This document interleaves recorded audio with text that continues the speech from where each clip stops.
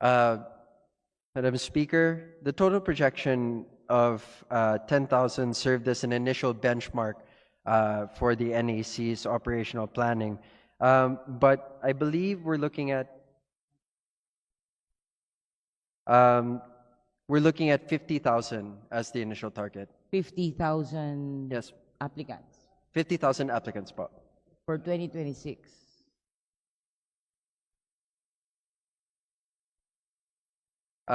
Yes, that is correct for 2026 since the deadline is March, if I'm not mistaken. Ano po March. ang batayan ng 50,000? 50,000 is the goal. Yes po. Yes, but what's the basis for saying the goal Ah. is 50,000? So it's based on the data from the task force Balik Loob po. Okay. So, from 2021 to 2024 na prinosis nyo na more than 4,000, ngayon po ang target natin ay 50,000.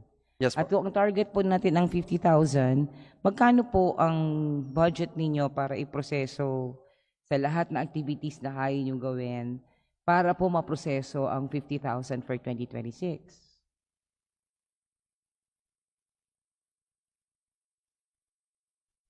Sasapat ba yung budget na ina-allocate po para sa pag-process ninyo ng applicants for amnesty for next year? Sa madaling salita, hindi po sapat ang pondo namin para i-cover yung goal natin of 50,000 applicants po. How much will you need then versus what is allowed for you as reflected in the NAP and will be reflected eventually in the GAA?